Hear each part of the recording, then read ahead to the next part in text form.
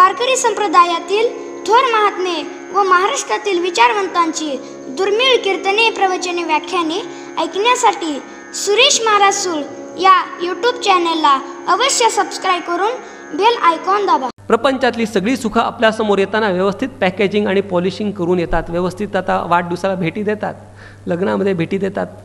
त्या भेटीमध्ये त्या वस्तूपेक्षा पॅकिंगचीच किंमत जास्त असते. पहिल्यांदा वस्तूनंतर छोटं खोकं, छोटं कॉर्डर, मोठ्या खोक्यावर पुन्हा खाकी कागदावर चमकीचा कागद, चमकीच्या कागदावर पुन्हा रिबीन, असं करून ते लोकांना देतात. आतमध्ये काय 5 रुपयाची वस्तू असते, परंतु ते खोकं मिळालं की वाटतं अरे बापरे काय दिलं ह्यानी मला, असं वाटतं आपल्याला. परंतु फक्त पॅकेजिंग पॉलिशिंग असल्यामुळे वाटतं, खरं स्वरूप बघायला गेलं तर दुःखच होतं. त्याप्रमाणे ही जी वैषयिक सुख आहेत, भौतिक सुख आहेत, ती आपल्यासमोर येत असताना व्यवस्थित पॅकेजिंग पॉलिशिंग करून व्यवस्थित पेपरमध्ये बांधून आपल्यासमोर येतात. काळ, काम आणि वेग ह्याचं गणित ज्याला जमतं तोच परमार्थात आणि व्यवहारामध्ये यशस्वी होतो. गाडी जरी साधी ओव्हरटेक करायची असली तरी किती वेळ आहे, किती वेग पाहिजे आणि कसं ओव्हरटेक केलं पाहिजे हे समजलं तरच आपण पुढे जाऊ शकतो. त्याचप्रमाणे प्रवचन असो, कीर्तन असो, व्यवहार असो, परमार्थ असो, परमार्थामध्ये सुद्धा काळ, काम, वेगाचं गणित जर नाही जमलं तर पुढच्या जन्मामध्ये योगभ्रष्ट होऊन पुन्हा पुढच्या जन्मात मुक्त व्हावं लागतं. रसद्वंद्व विसरला भूक, ब्रह्मरसद्वंद्व विसरला भूक, भ्रमरसद्वंद्व विसरला भूक, त्याहुनी तेथे सुख अधिक से, त्याहुनी येथे सुख अधिक से. बरी भोली तव बरी बोली, समुद्राची खोली विरळा जाणे. या अभंगाचं धोरण असं आहे की जोपर्यंत मानवाची देहात्मत्व वृत्ती असते, ती देहात्मत्व वृत्ती जोपर्यंत असते तोपर्यंतच माणसाला हे वैषयिक सुख आवडतं. आणि जेव्हा एकदा देहात्मत्व वृत्ती निवृत्त झाल्यानंतर माणसाला हे वैषयिक सुख आवडत नाही.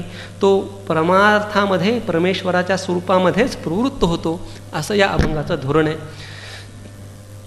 जेव्हा भ्रमर ही जी उपमा आहे, ही भ्रमर उपमा या ठिकाणी अनेक ठिकाणी माऊलींनी दिली. ऋणझुणू रे भ्रमरा, भोगी तू निश्चळू रे भ्रमरा. बऱ्याच ठिकाणी माऊलींनी भ्रमराची उपमा या जीवाला दिलेली आहे. त्याची अनेक कारणं आहेत.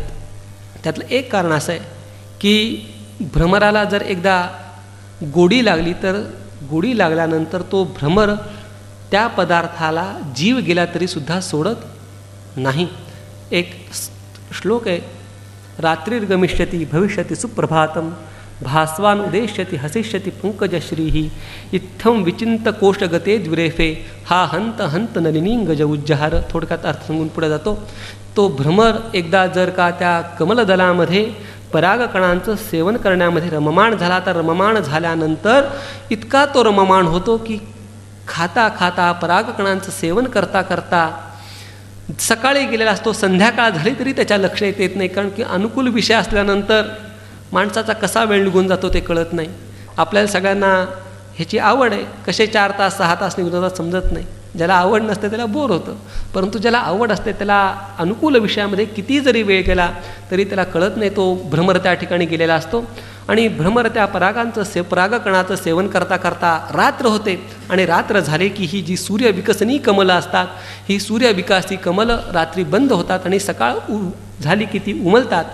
रात्र होते, रात्र झाल्यानंतर ती कमळ मिटतात. कमळ मिटल्यानंतर त्या भुंग्याच्या लक्षात येतं की अरे बापरे रात्र झाली आहे, कसं करायचं, आपण अडकलो. त्या भुंग्याची त्या कमळावर खूप प्रेम असतं, खूप प्रीती असते. कठीण कोवळेपणे स्नेह जैसे असं मौलींनी सांगितलं आहे. तो भुंगा सागाचं लाकूड असलं तरी फोडणारा भुंगा त्या कमळाची पाकळी काय सुई टोचली तरी ती पाकळी मोडते.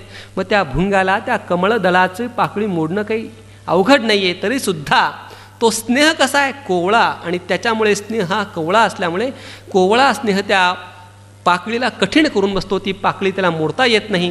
म्हणून तो भुंगा विचार करतो, रात्रिर्गमिष्यति भविष्यति सुप्रभातम. आता रात्र झाली आहे, जाऊ दे, अडकलो तर अडकलो, कमळ काही मोडायचं नाही, रात्र जाईल, सकाळ होईल. भास्मान उदेष्यति हसिष्यति पंकजश्रीही, सूर्य उगवेल आणि हे कमळ दळ फुलेल आणि त्यावेळेला मी बाहेर निघेन, असा तो भुंगा विचार करत असतो. आणि भुंगा विचार करत असताना तेवढ्यात त्या ठिकाणी हत्ती येतो आणि हत्ती येऊन त्या कमळदळाला उपटून फेकतो आणि त्यातच त्या भुंग्याचा अंत होतो. सांगायचं तात्पर्य एवढंच की तो भुंगा जर त्या ठिकाणी एकदा रममाण झाला तर रममाण झाल्यानंतर त्या कमळजळापासून बाहेर निघत नाही. आणि हेच जीवाचं स्वभाव लक्षामध्ये घेऊन मौली या ठिकाणी सांगतायत, भ्रमर रस द्वंद्व विसरला भूक त्याहुनी एथ सुख अधिक दिसे. हा जो भ्रमर आहे, हा जो जीव आहे, हा जो जीव या ब्रह्मसुखामध्ये आल्यानंतर वैश्विक भुकेला विसरून गेला. त्याचं कारण काय? या ब्रह्मसुखामध्ये वैश्विक सुखापेक्षा सुद्धा अनेक पटीने जास्त सुख या ब्रह्मरसामध्ये आहे. हा जो कधीपर्यंत माणसाला वैश्विक सुख चांगलं वाटतं? जोपर्यंत ब्रह्मसुख माणसाला मिळत नाही तोपर्यंतच माणसाला वैश्विक सुख हे चांगलं वाटतं. त्या उपमन्यूची गोष्ट प्रसिद्ध आहे, एका ओळीत सांगून पुढे जातो. जोपर्यंत उपमन्यूला खऱ्या दुधाची चव कळली नव्हती तोपर्यंत उपमन्यूला पीठ असलेलं दूध म्हणजे पिठाचं कावलेलं दूध पिऊन त्याला आनंद व्हायचा. पण जेव्हा त्या उपमन्यूला खऱ्या दुधाची चव कळली तेव्हा त्याला त्या पिठाचं दूध प्यायला नकोसं झालं. त्याचप्रमाणे एकदा माणसाला वेदांत शास्त्र श्रवणाची सवय लागली की गोष्टी वगैरे त्याला नको वाटतात. त्याचप्रमाणे या ठिकाणी मौली सांगतायत की हे जे परमात्म सुख आहे, या परमात्म सुखाची त्याला प्राप्ती झाल्यानंतर जे वैषयिक सुख आहे त्या वैषयिक सुखाची तो भूक आता विसरून गेला. भ्रमर रसद्वंद्व विसरला भूक, वैषयिक सुखाची भूक तो विसरून गेला. कारण काय? त्याहुनी येथे सुख अधिक दिसे. त्या वैषयिक सुखापेक्षा अधिक सुख या ब्रह्मस्वरूपाच्या ठिकाणी आहे. विचारसागरामध्ये मानुषानंद म्हणजे काय सांगितलेलं आहे? मानुषानंद म्हणजे थोडक्यात सांगतो, जो सार्वभौम राजा असतो त्या सार्वभौम राजाकडे जेव्हा सर्व सत्ता संपत्ती असते, नुसती सत्ता संपत्ती नाही, मुलं बाळं असतात, मुलं बाळं त्याचं ऐकणारे असतात, सगळीकडे आबादी आबाद असते, खूप आनंद असतो, कुठल्याही प्रकारच्या दुःखाचा लवलेश नसतो. असं जे थोडा आवाज वाढ असं जे सुख, त्या सुखाला मानुषानंद म्हणतात. आणि या मानुषानंदापेक्षा गंधर्वानंद सांगितला, गंधर्वानंदापेक्षा ब्रह्मानंद सांगितला, ब्रह्मानंदापेक्षा देवदेवतांचा आनंद सांगितला. आणि या आनंदांपेक्षा हजारो पटीने जो आनंद मोठा आहे, इथं पट सांगण्याचा भावना नाही आहे, तर सगळ्यापेक्षा निरपेक्ष की ज्यापेक्षा आता मोठा आनंद नाही असं सुख त्या परमात्म स्वरूपामध्ये आहे. परमार्थामध्ये म्हणजे ज्या सुखापेक्षा मोठं सुख नाही असं सुख परमार्थामध्ये असल्यामुळे सर्वाधिक सुख त्याला मिळाल्यामुळे हा जो भ्रमर आहे, हा जो जीव आहे, हा जीव हा वैषयिक सुखाला विसरून गेला, वैषयिक भूक विसरून गेला. म्हणून मौली म्हणतात, भ्रमर रस द्वंद्व विसरला भूक त्याहुनी येथे सुख अधिक दिसे. इथे म्हणजे कुठे? या परमेश्वर स्वरूपामध्ये, परमात्म स्वरूपामध्ये त्या वैषयिक सुखापेक्षा अधिक असं सुख दिसल्यामुळे त्यानं ते सुखांचा परित्याग केलेला आहे. म्हणून तो मौलीने त्या ऋणझुणू रे भ्रमरा या अभंगामध्ये त्याला सांगितले की या ठिकाणी तू स्थिर हो, या परमेश्वराच्या चरणकमळाच्या ठिकाणी तू स्थिर हो.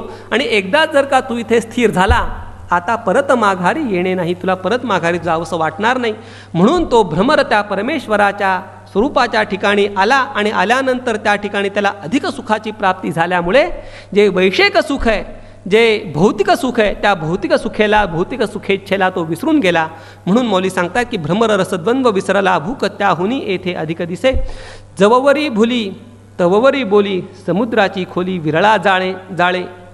या ठिकाणी मौली सांगतायत की जोपर्यंत भ्रम आहे तोपर्यंतच हे प्रपंचातलं सुख बरं वाटतं. आणि एकदा जर का प्रपंचाची सत्यत्व वृत्ती निवृत्त झाली तर मग हे काही वैषयिक सुख माणसाला आवडत नाही.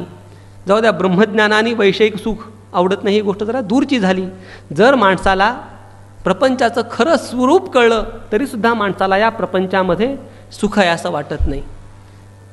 प्रपंचातली सगळी सुखं आपल्यासमोर येताना व्यवस्थित पॅकेजिंग आणि पॉलिशिंग करून येतात, व्यवस्थित आता वाढदिवसाला भेटी देतात, लग्नामध्ये भेटी देतात. त्या भेटीमध्ये त्या वस्तूपेक्षा पॅकिंगचीच किंमत जास्त असते. पहिल्यांदा वस्तूनंतर छोटं खोकं, छोटं कॉर्डर, मोठ्या खोक्यावर पुन्हा खाकी कागदावर चमकीचा कागद, चमकीच्या कागदावर पुन्हा रिबीन, असं करून ते लोकांना देतात. आतमध्ये काय 5 रुपयाची वस्तू असते, परंतु ते खोकं मिळालं की वाटतं अरे बापरे काय दिलं ह्यानी मला, असं वाटतं आपल्याला. परंतु फक्त पॅकेजिंग पॉलिशिंग असल्यामुळे वाटतं, खरं स्वरूप बघायला गेलं तर दुःखच होतं. त्याप्रमाणे ही जी वैषयिक सुख आहेत, भौतिक सुख आहेत, ती आपल्यासमोर येत असताना व्यवस्थित पॅकेजिंग पॉलिशिंग करून व्यवस्थित पेपरमध्ये बांधून आपल्यासमोर येतात. ही जर सुख आपल्यासमोर थोडंसं अवघड शब्द सांगतो, उघडी नागडी जर आली तर आपल्याला ती सुख आवडणार नाहीत. जर परमेश्वराचं सुख प्राप्त झालं तर ती गोष्ट वेगळी आहे. म्हणजे त्या विषयाचं खरं स्वरूप आपल्याला ही सुख का गोड वाटतात की विषयांच्या खऱ्या स्वरूपाचं अज्ञान आणि परमेश्वराच्या स्वरूपाचं अज्ञान, या दोन प्रकारच्या अज्ञानामुळं आपल्याला वैश्विक सुख हे सुख वाटत असतं. परंतु एकदा जर आपल्याला परमेश्वराचं सुख आपल्याला कळलं, प्रपंच सत्यत्व बुद्धी निवृत्त झाली, तर जववरी भुली तववरी बोली, तोपर्यंतच ही सगळी सुख आपल्याला बरी वाटतात. समुद्राची खोली विरळा जाणे, समुद्राची खोली विरळा जाणे म्हणजे हे जे खरं सुख आहे, हे खरं सुख ब्रह्मसुख आहे आणि हे ब्रह्मसुखच आपल्याला सगळ्यांना मिळत असतं. विचारसागरामध्ये सुखाभिव्यक्तीची प्रक्रिया सांगितलेली आहे. त्याच्यामध्ये काय होतं की पटकन वेगाने सांगून पुढे जातो. सगळ्यांनी आपण अभ्यास करते आहात. पूर्वजन्मीच्या आपल्याला पुण्यकर्मामुळे अनुकूल विषय प्राप्त होतो. अनुकूल विषय प्राप्त झाला की आपली जी वृत्ती आहे ती वृत्ती स्थिर आणि अंतर्मुख होते आणि स्थिर आणि अंतर्मुख वृत्तीमध्ये आत्मानंदाची अभिव्यक्ती होते आणि आत्मानंदाची अभिव्यक्ती होत असताना स्थिर आणि अंतर्मुख वृत्ती विषयाची प्राप्तीने आत्मानंदाची अभिव्यक्ती हे सगळं एका क्षणामध्ये होत असल्यामुळे हे जे सुख आहे हे सुख आत्म्याचं का विषयाचं हे माणसाला कळत नाही. परंतु ज्याला कळतं की हे सुख आत्म्याचं आहे असा कोणीतरी विरळाच असतो. म्हणून समुद्राची खोली विरळा जाणे, आशापाशपरी निवृत्ती तटाक, पडियले ठक चिद्रूप. तुम्हाला जर या आशेची निवृत्ती करायची असेल, आशापाशापासून निवृत्त व्हायचं असेल, तर आशापाशेचा शेवट करायचा असेल तर आशापाशाची निवृत्ती होणं हे अत्यंत महत्त्वाचं आहे. आणि हे केव्हा होतं? पडियले ठक चिद्रूप. आपली जी चित्तवृत्ती आहे ही चित्तवृत्ती चिद्रूपाच्या ठिकाणी जेव्हा आपली स्थिर होते तेव्हा आपली वृत्ती चिद्रूपाच्या ठिकाणी स्थिर झाल्यानंतर आशापाशाची निवृत्ती, आशापाशाचं शेवटचं टोक म्हणजेच आशापाशाची निवृत्ती होते. केव्हा होते? पडियले ठक चिद्रूपी. आपलं जी चित्तवृत्ती आहे ही चित्तवृत्ती परमेश्वर स्वरूपाच्या ठिकाणी स्थिर झाल्यानंतर ती आपल्याला प्राप्त होते. प्रकाश हरीचा प्रकाशाला देही, नेणतची काही मूढ नेणतीच काही मूढजन. हा जो तस्य भासा सर्वमिधम विभाती असं उपनिषदांमध्ये सांगितलेलं आहे. ज्ञानदेव म्हणे ज्योतीची निज ज्योती ते हे मूर्ती उभी विटेवरी, असं मौलींनी सुद्धा सांगितलेलं आहे. हा जो प्रकाश आहे हा प्रकाश कोणाचा आहे? परमेश्वराचा आहे. त्याच्या तेजाने सूर्यप्रकाश येतो, त्याच्या तेजाने आपल्या वृत्तीमध्ये तेजरूप जे ज्ञान आहे ते अभिव्यक्त होतं. म्हणजे हा जो प्रकाश आहे हा प्रकाश सगळा कोणाचा आहे? हा प्रकाश त्या हरीचा आहे. आणि प्रकाश जरी हरीचा असला तरीसुद्धा जे मूढजन आहेत, जे मूर्ख लोक आहेत, ते मूर्ख लोक हा प्रकाश हरीचा न म्हणता हा प्रकाश सूर्याचा आहे, माझा आहे, तुझा आहे, बल्बचा आहे, ट्यूबचा आहे असं म्हणत असतात. म्हणून हा प्रकाश वेगळा बरं का, हा प्रकाश वेगळा आणि देवाचा असलेला प्रकाश वेगळा. त्याच्यामध्ये मघाशी सांगितल्याप्रमाणे हा दिव्य प्रकाश अनुभवानेच आपल्याला कळत असतो. प्रकाश हरीचा प्रकाशला देही नेणतची काही मूढजन, ऐलं तरी ठाके पहिले तरी ठाके, तेथे कैसेनी सामर्थ्य पाही. आता मला अशी अनुभूती प्राप्त झालेली आहे की सर्वत्र ओतप्रोत हरीच भरलेला आहे आणि सर्वत्र ओतप्रोत हरी भरल्यामुळे इकडे हरी आहे, तिकडे आहे हरी आहे, सगळीकडे हरीच आहे असं मला दिसत असल्यामुळे तो अमुक ठिकाणी आहे, अमुक ठिकाणी नाही असं मी कसं बघावं? मूर्तीपूजा कोणाला सांगितली आहे? जो सर्वसामान्य अधिकारी आहे त्या सर्वसामान्य अधिकाऱ्याच्या ध्यानाला काहीतरी आलंबन लागतं म्हणून मूर्तीपूजा सांगितली. आणि जेव्हा आपल्याला सर्वम खलिदम ब्रह्म असं जेव्हा आपल्याला कळतं तेव्हा सर्वत्र विठ्ठल जळीस्थळी भरायला, अगदी पायरीत विठ्ठल आहे आणि मूर्तीमध्ये पण विठ्ठल आहे अशी त्याची अभिव्यक्ती होते. म्हणजे इथे आहे तिथे नाही असं मी कसं म्हणावं? ऐलं तरी ठाके पहिले तरी ठाके, तेथे कैसेनी सामर्थ्य पाहे. आता जाणीव शहाणीव तूची निवृत्ती देवा, हरी उभय भावा ज्ञानदेशी. जाणीव आणि शहाणीव हे निवृत्ती राजा तूच आहेत. उभय भावांमध्ये सुद्धा, या उभय ज्ञानांमध्ये सुद्धा फक्त हरी आहे असं माऊली या ठिकाणी सांगतात. जाणीव व शहाणीव याचा विस्तार करण्याचा बराच भाग आहे परंतु एका शब्दात सांगून पुढे जातो. जाणीव म्हणजे परोक्ष ज्ञान आणि शहाणीव म्हणजे अपरोक्ष ज्ञान. या अपरोक्ष आणि परोक्ष या दोन्ही ज्ञानामध्ये सुद्धा तूच हरी आहे. त्यामुळे कुठे आहे कुठे नाही असं सांगणं आता शक्य नाही. ज्ञानदेवा शांती उन्मनी रहस्य हरिरूप भाष्य करविले. माऊली सांगतात की ज्ञानदेवा शांती, शांती आणि उन्मनी यांचे रहस्य असलेला जो हरी त्याचं भाष्य तुम्ही माझ्याकडनं करविलं. बाप रखुमादेवीवरू विठ्ठल हृदयी आलिंगता बाही भ्रमर झाला. जेव्हा माझ्या हृदयामध्ये रखुमादेवीचा वर बाप प्रगट झाला आणि तेव्हा मी माझ्या तुम्ही मला आलिंगन दिलं, हे निवृत्तीराया तुम्ही मला आलिंगन दिलं आणि आलिंगन दिल्यानंतर रुक्मादेवीचा वर बाप विठ्ठल माझ्या हृदयामध्ये प्रगट झाला आणि आलिंगन दिल्यानंतर मी सुद्धा भ्रमर झालो म्हणजे भुंगा झालो. भुंगा म्हणजे ऋणझुणू मी देह देह मी देह मी देह असं करणारा भुंगा नाही.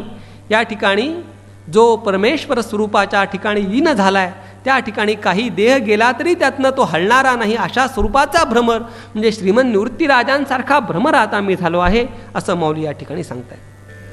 आकारे नाही ते निराकारी पाही निराकारी राही शून्य शून्य जिथे शून्याचे मावळले तेथे काय उरले हेची सांगे के बोले मज पाशी शून्य कासया पासाव झाले शून्य ते कवन केले हे सांगी जोजी एक्या बोले गुरुराया हे सांगी जोजी एक्या बोले गुरुराया आपण शून्यकार की आपण निराकार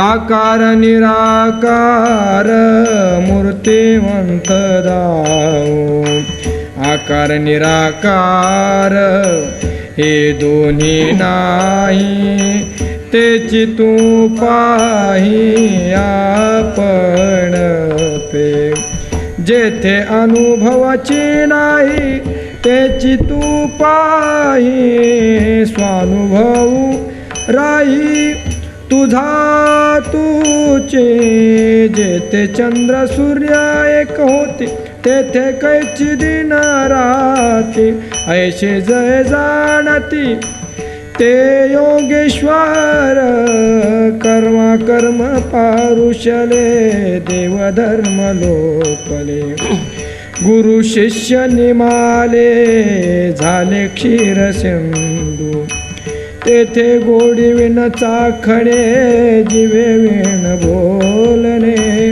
नेत्र विण पाहणे तेची ब्रह्म हाती घेऊन या दिवटी लाईजे अंधारा पाठी अंधारण देखे दृष्टी उजेडुतो बाप रखुमा देवी वरू विठ्ठलू देखना दृश्य द्रष्टेपणा मालावला तिथे शून्याची मावळले तिथे काय उरले हेची सांगे के बोले मज पाशी तेथे शून्याची मावळले तेथे काय उरले हेची सांगे के बोले मज पाशी. 1 2 3 4 5 6 फक्त 20 पैकी 6 अभंग राहिलेत आणि 15 मिनिटे शिल्लक आहेत. त्यामुळे आता जास्त विस्तार न करता फक्त दादांनी जो लिहिलेला अर्थ आहे तो थोडक्यामध्ये वाचून त्यातलं काही एखादी मर्माची गोष्ट असेल ते सांगून पुढे जाऊ. हा जो अभंग आहे आकारी नाही ते निराकारी पाही निराकारी राही शून्याशून्य या अभंगामध्ये श्री गुरु आणि सत्शिष्य यांचा संवाद रूपाने परमात्म स्वरूपाविषयी परमात्म स्वरूप म्हणजे काय ते प्रतिपादन करतात. या ठिकाणी गुरु म्हणतात आकाराला आलेल्या विश्वामध्ये स्थूल दृष्टीला सच्चिदानंदादी काही दिसत नाही ते सच्चिदानंदादी निराकार परमात्मोस्तच्या ठिकाणी पहा. आकाराच्या उत्पत्तीला कारण म्हणून एक माया मानलेला आहे. बोधाने त्या मायेचा लय परमात्मोस्तमध्ये होतो म्हणून त्याला शून्यरूप मायेचीही शून्य असे म्हणतात. कोणाला अशी शंका येईल की माऊलींनी येथे बुद्धांचा शून्यवाद सांगितलेला आहे का? नाही. किंबहुना सर्वसामान्य लोकांना शंका येते ते ठीकच आहे. ज्ञानी लोकांना सुद्धा ही शंका येते. किंबहुना श्रीमदाद्य शंकराचार्यांवरती एक आरोप केला जातो की हे प्रच्छन्न बौद्ध आहेत. बौद्ध आणि शंकराचार्य हे दोघंही शून्यवादच सांगणार आहेत असा सर्वत्र आरोप केला जातो. परंतु शंकराचार्यांचा जो म्हणजे कुठे शंका येते जेव्हा अजातवाद सांगितला जातो तेव्हा अजातवादामध्ये शून्यवादच सांगितला की काय अशी शंका येत असते. एक सूक्ष्म फरक सांगून पुढे जातो. शंकराचार्यांचा अजातवाद आणि बुद्धांचा शून्यवाद ह्याच्यामध्ये एक सूक्ष्म फरक आहे. बुद्धांचं सर्वम शून्यम शून्यम असं म्हणत असताना, सर्वम क्षणिकम क्षणिकम असं म्हणत असताना सरते शेवटी त्यांचं काहीही उरत नाही. परंतु शंकराचार्याने जो अजातवाद सांगितला आहे तेव्हा शंकराचार्य सांगतात की सगळ्यांची निवृत्ती झाल्यानंतर उरतं आणि उरतं ते भावरूप परमात्मा उरतो आणि बौद्धांचं काय उरतं, अभावरूप शून्य उरतं. हा या दोघांमधला फरक आहे. म्हणून या ठिकाणी माऊली सांगतायत म्हणून त्याला शून्यरूप मायेचेही शून्य म्हटलेले आहेत. वास्तविक त्या निराकार परमात्म वस्तूच्या ठिकाणी शून्याशून्य असे धर्म नाहीत. त्या परमात्म वस्तूच्या ठिकाणी तू आत्मत्वाने राहा असे पुष्कळ शास्त्रे सांगतात.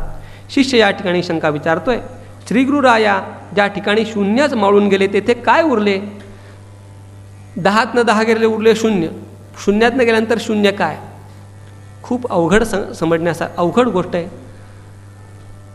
तो एक पूर्णमिदः पूर्णमिदं पूर्णात् पूर्णमुदच्यते पूर्णस्य पूर्णमादाय पूर्णमेवावशिष्यते या श्रुतीचं जर आपण व्यवस्थित चिंतन केलं तर शून्यातनं शून्य गेलं किंवा पूर्णातनं पूर्ण गेलं म्हणजे पूर्णच कसं राहतं त्या चिंतनामध्ये आपल्याला व्यवस्थित समजू शकेल. या ठिकाणी शिष्य शंका विचारतो, तुम्ही शून्यातनं काही कशातनं शून्य जाणं ठीक आहे, म्हणजे शून्यावरून ठीक आहे, पण शून्यातनं काही गेल्यानंतर शून्य काय नेमकं उरतं अशी शंका त्या ठिकाणी विचारली आहे. या ठिकाणी शून्यच माळून गेले तेथे काय उरले हे मला समजेल असे थोडक्यात सांगा. मला आपणापासून समजून घ्यायचे आहे की मायेला शून्य म्हणतात, ती कोणापासून झाली, तिला कोणी केली, हीच पहिली शंका आहे. श्री गुरुराय म्हणतात याचे प्रथम समाधान सांगतो की आपण शून्याकार आहोत की निराकार आहोत हे समजण्याकरता आकार निराकार याचे स्वरूप दाखवतो. जे संपूर्ण जगत आहे हे आकार स्वरूप आहे, कारण की हे संपूर्ण जगत माया कार्य आहे. म्हणून मायेचे कार्य नामरूपाधिक याला आकार असे म्हणतात. आणि त्या परमात्म वस्तूच्या ठिकाणी नामरूप काही नाही, रंग नाही, रूप नाही, नाही वर्णछाया, निराकार निर्गुण रे तूची रघुराया असं त्या ठिकाणी सांगितलेलं आहे. श्रीगुरु सांगतात शून्याकार आहोत की निराकार आहोत हे समजण्याकरता अगोदर आकार निराकाराचे स्वरूप दाखवतो. मायेचे कार्य नामरूपाधिक त्याला आकार असे म्हणतात. त्या परमात्म वस्तूच्या ठिकाणी नामरूपाधिक नाहीत म्हणून त्या परमात्म्याला आकाराच्या सापेक्षेने निराकार म्हणतात.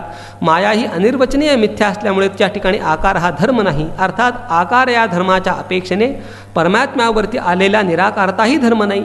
माया ही निराकार आहे परंतु सापेक्ष निराकार आहे. जगत साकार आहे म्हणून माया निराकार आहे. परंतु परमेश्वराचं जे निराकारत्व आहे ते साकार निराकार यांच्या निरपेक्ष असलेले निराकारत्व आहे. ॲब्सोल्यूट निराकारत्व त्या परमेश्वराच्या ठिकाणी आहे. ज्याच्या ठिकाणी आकार निराकार दोन्ही धर्म नाहीत असा परमात्मा स्वतः माझा आत्मा आहे असा तू अनुभव घेऊ. आणि असा जो निराकार म्हणजे निरपेक्ष निराकार असलेला जो परमात्मा तो माझा आत्मा असा तो अनुभव घे असे म्हटल्याने अनुभव घेणे हाही धर्म आत्मावर येईल. अनेक ठिकाणी अशी शंका येते की त्या परमेश्वराला जाण तद्विधी.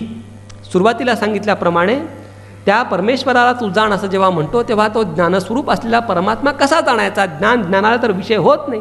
त्या ठिकाणी अनुस्यूत असं आहे की त्या परमेश्वराला आत्मत्वानं जाण म्हणजे तो परमात्मा मी आहे अशा आत्मरूपानं त्या परमेश्वराला जाण असं त्या ठिकाणी सांगितलेलं आहे. अनुभव घ्यायचा म्हणजे काय? साखर खायची साखरेचा अनुभव घ्यायचा असा अनुभव या ठिकाणी नाही. तर अनुभव घ्यायचा म्हणजे अनुभवरूप असलेला जो परमेश्वर तत्स्वरूप व्हायचा असा या ठिकाणी अनुभव या शब्दाचा अर्थ आहे. अरे ज्या परमात्म स्वरूपाच्या ठिकाणी चंद्र सूर्य एक होतात तेथे दिवस कसला आणि रात्र कैसी? तेथे काही राहत नाही. याचा अर्थ माया कार्य प्रपंचात ज्ञानाज्ञानाचा व्यवहार चालतो. ती दोन्ही ज्ञानाज्ञाने परमात्म स्वरूपाच्या ठिकाणी लय पावली आहेत. म्हणजे परमेश्वराचं जे ज्ञानरूपत्व आहे ते त्रिपुटीरहित ज्ञानरूपत आहे. आपल्या व्यवहारामध्ये ज्ञानाच्या सापेक्ष अज्ञान आणि अज्ञानाच्या सापेक्ष ज्ञान असं त्या ठिकाणी होत असतं. गुरुवर्य महाराज नेहमी सांगतात माऊलींच्याबद्दल, माऊली ज्ञानी का अज्ञानी? अज्ञानी म्हणणं तर गाढवपणाचं आहे, मूर्खपणाचं आहे. ज्ञानी म्हणणं हे पण चुकीचे आहेत. अगोदर अज्ञानी होते आणि मग ज्ञानी झाले असं होईल. माऊली अज्ञानी नाहीत एवढंच त्याचं उत्तर आहे. त्याप्रमाणे हा जो परमेश्वर आहे या परमेश्वराच्या ठिकाणी जी ज्ञानरूपता आहे ती ज्ञान आणि अज्ञान यांच्या निरपेक्ष असलेली ज्ञानरूपता या परमेश्वराच्या ठिकाणी आहे. ती ज्ञान आणि अज्ञान परमात्म स्वरूपाच्या ठिकाणी लय पावली म्हणजे निरपेक्ष ज्ञानस्वरूप परमात्माच अवशेष राहतो असे जे निसंशय जाणतात तेच खरे योगीश्वर. अरे ज्या परमात्म स्वरूपाच्या ठिकाणी कर्म अकर्म दोन्ही दुरावले, देवधर्माचा लोप झाला, गुरुशिष्य भावही मावळून गेले, अशा परमात्म स्वरूपाच्या ठिकाणी म्हणजे आनंद स्वरूपात आपले ऐक्य झाले असता द्वैताचा अभाव असल्यामुळे त्या परमात्म रूपाची गोडी त्या धर्मा वाचून चाखायची असते. जिव्हे वाचून बोलणे, डोळ्या वाचून पाहणे अशी स्थिती म्हणजे परब्रह्मस्थिती आहे. ब्रह्मदृष्टीने पाहिली असता माया हा पदार्थच नाही आहे. आपल्या दृष्टीने माया, ब्रह्मस्वरूपाच्या दृष्टीने माया नाही आहे. सूर्याला आवरण होतं, कोणाच्या स्वरूपाने होतं? जीवाच्या स्वरूपाने होतं का सूर्याच्या स्वरूपाने होतं? जीवाच्या स्वरूपाने होतं आणि जो जीव ढगाच्या खाली आहे त्याच्या, समजा विमान आहे, विमानात बसलो आपण आणि विमानात बसून ढगाच्या वर गेलो तर सूर्य व्यवस्थित दिसतो. म्हणून जे आवरण आहे ते आवरण कोणाकरता आहे? ढगाच्या खाली असलेल्या जीवाकरता आवरण आहे, सूर्याकरता त्या ढगाचं आवरण नाही. त्याचप्रमाणे परमेश्वर दृष्टीने बघितलं तर परमेश्वर दृष्टीने माया नाही आहे, फक्त माया ही जीवकृत आहे. जीवाच्या दृष्टीने ती माया सांगितलेली असल्यामुळे ब्रह्मदृष्टीने पाहिली असता माया हा पदार्थच नाही. अंधार शोधण्याकरता ड्युटी घेऊन निघाला तर अंधार सापडत नाही. एक माणूस म्हणाला की अंधार कुठे म्हणून बॅटरी घेऊन अंधार शोधायला निघाला तर अंधार सापडेल का? त्याच्यापेक्षा गुरु महाराजांनी मौलींनी उदाहरण सांगितलं की सूर्याचं सांगितलं की सूर्याचं डोकं दुखायला लागलं. का डोकं दुखायला लागलं? तर म्हटले तू सारखा प्रकाश देतो म्हणून तुझं डोकं दुखतंय.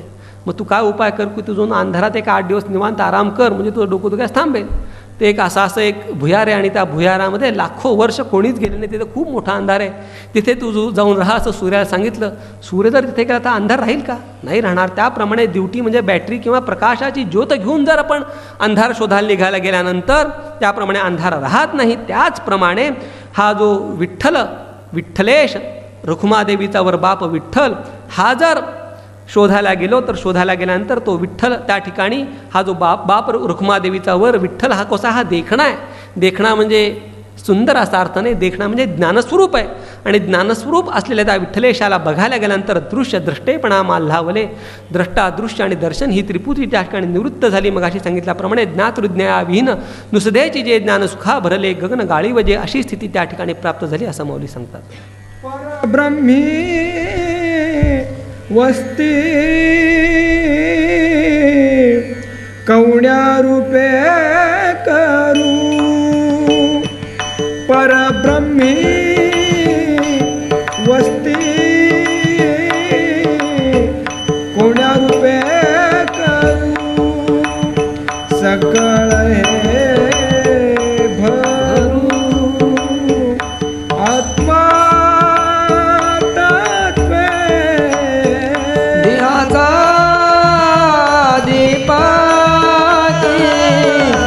समत्व पै ज्योती एक रूपे वाती सर्वरूपी. ते रूप सांगा निवृत्ती उदारा संसार एक सरातया माझी समान निघोट खेवते अविट. श्री गुरुने वाट सांगितली ज्ञानदेव घर वस्तीसी बिडार तळीवर साचार एका तत्व देहाचा दीपकी समत्व पै ज्योती एक रूपे वाती सर्वरूपी. या ठिकाणी मौली रूपकानं सांगतायत की सर्व देहामध्ये एकरूपाने प्रकाशित असणारी आत्मज्योती, त्या आत्मज्योतीने सर्व त्रैलोक्य व्याप्त करून परमात्मस्वरूपाच्या ठिकाणी मी माझी वस्ती कशी करावी अशी शंका ज्ञानोबा मौली निवृत्तीराजांना विचारत आहेत. हा जो आत्मा आहे हा आत्मा कसा आहे की सर्व देहांमध्ये असणारा आहे आणि संपूर्ण जगतामध्ये व्याप्त असणारा हा आत्मा आहे आणि आत्मा म्हणजेच परमात्मा आहे. आणि अशा या परमात्म स्वरूपाच्या ठिकाणी मी वस्ती म्हणजे मी माझी बुद्धी स्थिर कशी करावी असं गुरु निवृत्तीरायांना मौली विचारत आहेत. हे गुरु निवृत्तीराया, सर्व संसार एकदम ज्या परमात्म स्वरूपामध्ये सामावतो ते मला रूप सांगा. जेव्हा संपूर्ण प्रपंचाचा बाधनिश्चय होतो, बाधनिश्चय झाल्यानंतर हे जगत कुठे जातं? जेव्हा रज्जूवरती सर्प भासतो आणि रज्जूवरती सर्प भासल्यानंतर जेव्हा रज्जूचं ज्ञान होतं तेव्हा रज्जूची निवृत्ती झाल्यानंतर साप कुठे जातो? माझ्या खिशात का तुमच्या खिशात का बिळात? तो साप रज्जुरूप होतो. म्हणजे जेव्हा अध्यस्त पदार्थाची निवृत्ती होते केव्हा होते? अध्यस्त पदार्थाची अधिष्ठानाच्या ज्ञानानं जेव्हा निवृत्ती होते तेव्हा अध्यस्त पदार्थ अधिष्ठानरूप होतो. त्याचप्रमाणे हे जे संपूर्ण जगत अध्यस्त स्वरूप आहे, कशावर अध्यस्त आहे? ब्रह्मस्वरूपावर अध्यस्त आहे. आणि ब्रह्मस्वरूपावर अध्यस्त असलेल्या संपूर्ण जगताची निवृत्ती झाल्यानंतर ते कुठे जातं? ब्रह्मस्वरूपात जातं. ते परमात्मस्वरूप काय आहे ते मला तुम्ही सांगा. सर्व संसार एकदम ज्या परमात्मस्वरूपामध्ये सामावतो ते रूप मला सांगा.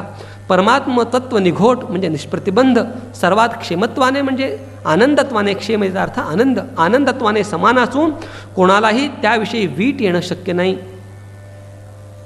देवाचं नाम अवीट आहे तर देव अवीट असणारच. तुम्ही बघा की अभंग असतात आणि अभंगांना सुंदर चाली लावल्या असतात. 1000 लाख वेळा ऐकला तरी तो अभंगाचा कंटाळा येत नाही. सिनेमाची गाणी 4 दिवस चालतात, 8व्या दिवशी बंद पडतात, परंतु अभंगाचं तसं होत नाही. त्याचं कारण अभंग हा अवीट आहे. त्याचप्रमाणे अभंग जर अवीट आहे तर परमेश्वराचं अवीटत्व सांगण्याची काहीच आवश्यकता नाही. हा परमेश्वर अवीट अशा स्वरूपाचा आहे आणि अशा परमतत्वाच्या प्राप्तीची वाट श्री गुरु निवृत्तीरायाने सांगितली. त्यामुळे त्या परमात्मतत्वाचे घरात बिऱ्हाड ठेवून वस्ती केली.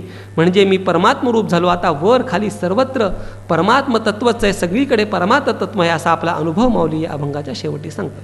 सोंग संपादनी करूपे करी आत्मा घरोघरी वर्तत असो माय सांगा मा कोण सुख ब्रह्मा तुम्हा समा कोणा रूपे चेतने ते चेतवी बुद्धी ते पाचारी कल्पना मापारी निवृत्ती ठाव ज्ञानदेव दिवटा विठ्ठली रमला संसार बोला एका तत्वे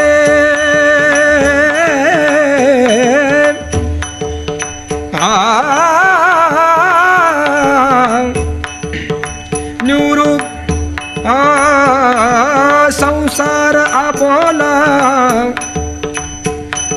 संसार बोला एका तत्वे माया समा कोण सुख ब्रह्मा तुम्हा समा कोणा रूपे.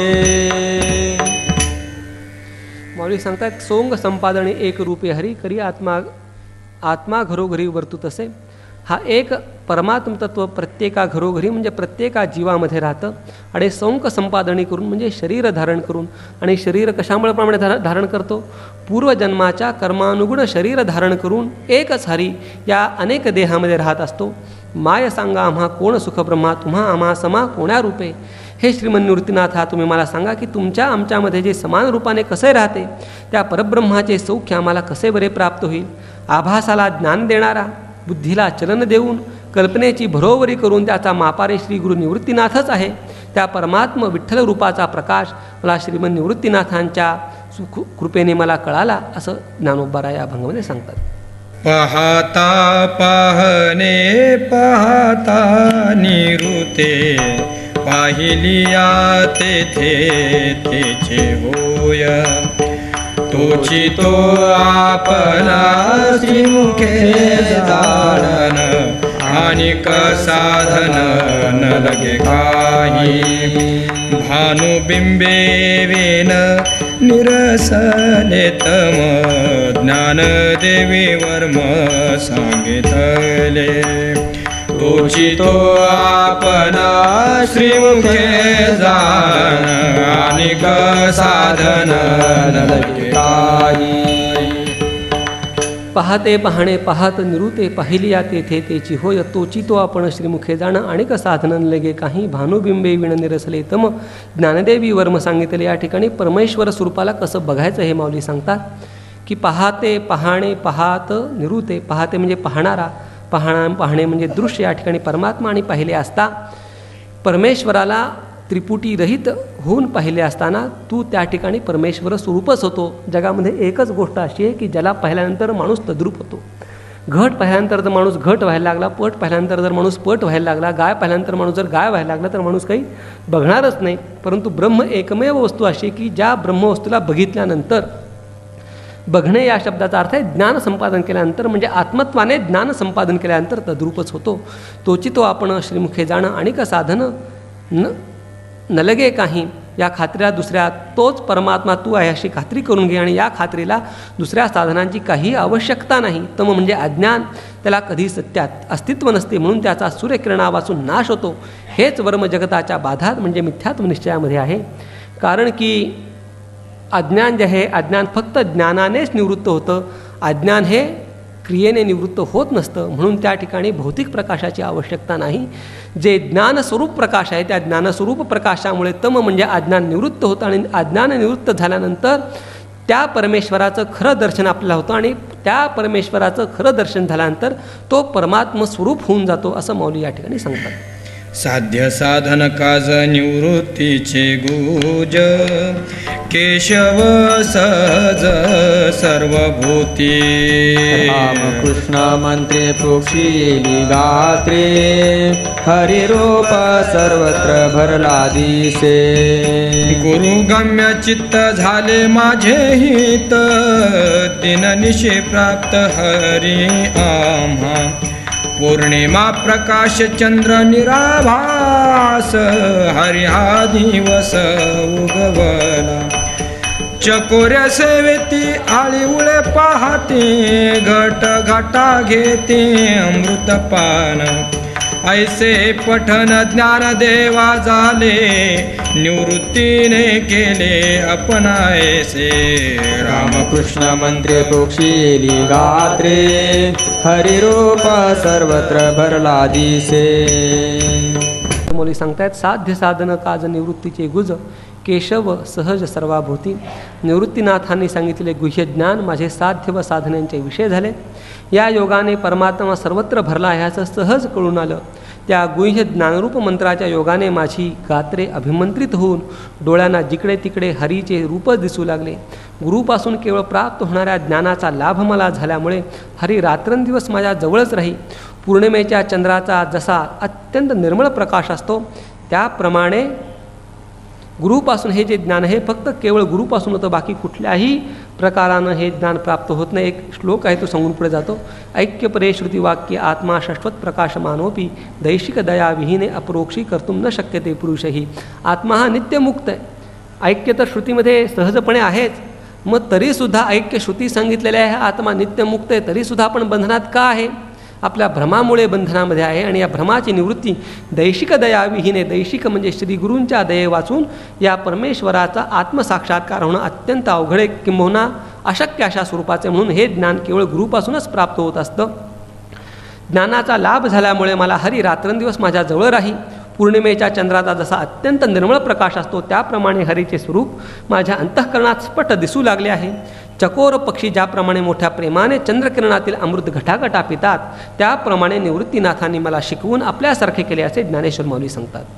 आधीच तू ज्ञान वरी झाले उन्मन हरी जीवन हृदय आले स्थिरावले ध्यान ज्ञानाची वृत्ती ज्ञान संपत्ती साधने या अंधकार पट नासला तेज रामरूपी पैज दीप ज्ञान संत शांत शांती उलथीचा ठसा कृष्णरूपी दिशा तेजो तेज अलक्ष लक्षिते अगोचर पर तेते गवर संचले ज्ञानदेव सुखी झाला से विश्रांती परमानंद चित्ती निरंतर स्थिरावले ध्यान ज्ञानाची वृत्ती विज्ञान संपत्ती साधने या ठिकाणी श्रीमन निवृत्तीनाथ माऊलींची जी अवस्था आहे ती अवस्था जाणून निवृत्तीनाथ सांगतायत. कारण असं आहे की शिष्या जो खरा सद्गुरू असतो आणि जो खरा सत्शिष्य असतो त्या खऱ्या सद्गुरूला खऱ्या शिष्याची स्थिती काय झालेली असते हे नक्की समजत असतं.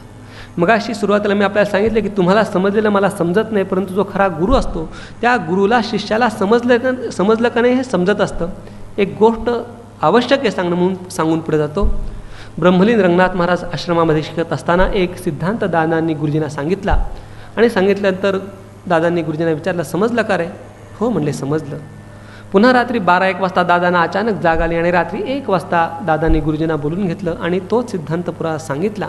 आणि दादांनी गुरुजींना विचारलं का रे समजलं का? हो म्हणलं आत्ता खरं समजलं.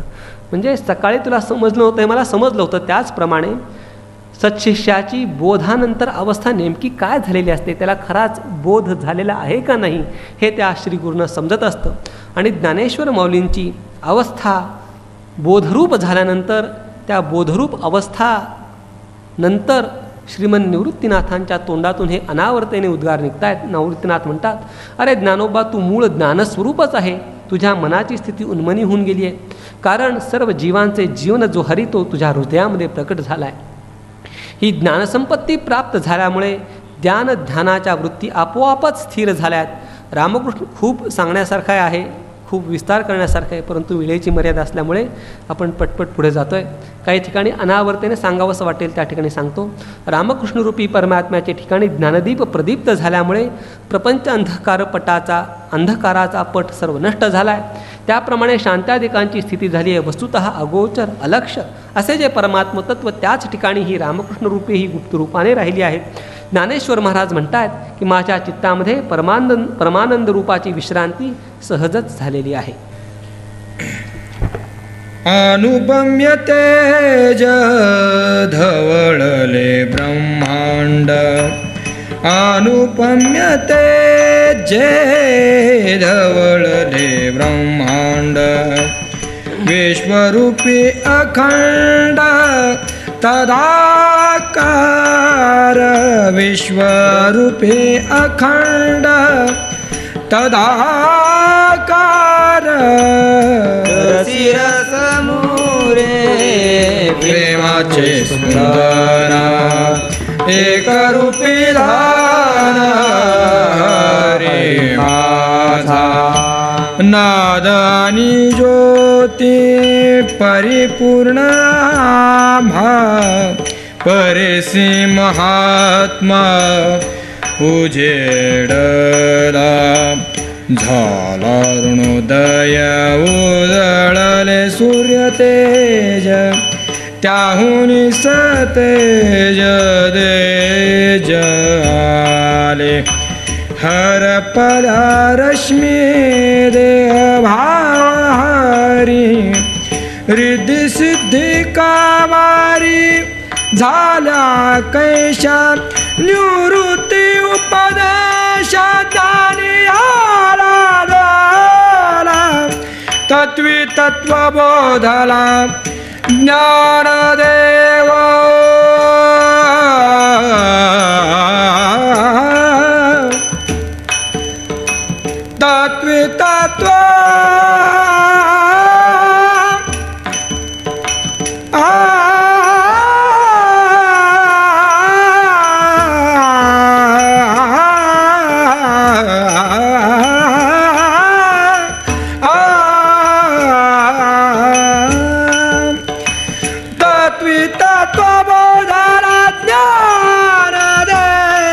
तत्वी तत्व बोधरा ज्ञानदेव, रसिरसमुरे प्रेमाचे स्पंदन, एकरूपी धान हरे माझा. परमात्मा साक्षात्कारानंतरची अनुभूती काय ते मौली या अभंगामध्ये कथन करतायत. जेव्हा परमात्मा साक्षात करतो तेव्हा काय होतं? परमात्म स्वरूपाच्या अनुपम्य तेजाने सर्व ब्रह्मांड शुद्ध होऊन गेले आहेत. सगळ्या विश्वात परमात्म स्वरूपाची तदाकार रूपाने अखंड प्रतीती झाली आहे. आनंदरस व प्रेमाचे स्पंदन परमात्म प्रेमात ऐक्य पावल्यामुळे तो माझा परमात्मा श्रीहरीच एक रूपाने त्रैलोक्यात व्यापला आहे अशी प्रतीती झाली असता बाकीच्या गोष्टींची काय कथा? परिपूर्ण नाद आणि ज्योती परा म्हणजे ज्ञान त्यासह वर्तमान माझ्या अंतःकरणात प्रादुर्भूत झाली आहे. नाद आणि ज्योती याच्याबद्दल एका ओळीत सांगून पुढे जातो. जेव्हा समाधीचा अभ्यास करत असतो किंवा जेव्हा सोहम साधनेचा अभ्यास करत असतो, अत्यंत सांगण्याचा विषय नाही, हा अनुष्ठानाचा विषय आहे. आपण जेव्हा सोहम साधनेचा किंवा ध्यानाचा किंवा समाधीचा अभ्यास करत असतो तेव्हा त्या ठिकाणी अनेक वेगवेगळ्या प्रकारचे नाद आणि ज्योती दिसतात असं त्या योगाभ्यासामध्ये सांगितलेलं आहे. की मोना सोहम हा एक नादच आहे. आपण सोहम अजपाजप सतत चालू असतो आणि त्या अजपाजपाचा जो अनहत नाद आहे अनहत त्या दत्त महाराजांच्या वर्णनामध्ये वर्णन केले. अनहत ध्वनीनाद, अनहत अशा स्वरूपाचे आपला जो ध्वनी तो आहत अशा स्वरूपाचा ध्वनी आहे. आणि योगाभ्यासामध्ये समाधीच्या अभ्यासामध्ये जो ध्वनी ऐकू येतो, जो नाद ऐकू येतो तो अनहत अशा स्वरूपाचा आहे. आहत म्हणजे कुठेतरी काहीतरी आपटतं. मृदंग वाजवतात, काय होतं मृदंग वाजवताना? हात त्या मृदंगावर आपटतो. विणा वाजवतो, विणा छेडली जाते, म्हणजे कशावर तरी आघात होतो आणि मग तो आवाज निघतो. आपण बोलतो, गायन करतो, काय होतं? आपल्या जो वायू असतो तो वायू आपल्या शरीरातनं बाहेर पडतो आणि कुठेतरी कंठामध्ये आघात होतो आणि आघात पडून तो वेगवेगळ्या प्रकारचा आवाज निघत असतो. ह्याला आहत ध्वनी म्हणतात. खूप अभ्यास करण्यासारख्या आहत ध्वनी, अनाहत ध्वनी.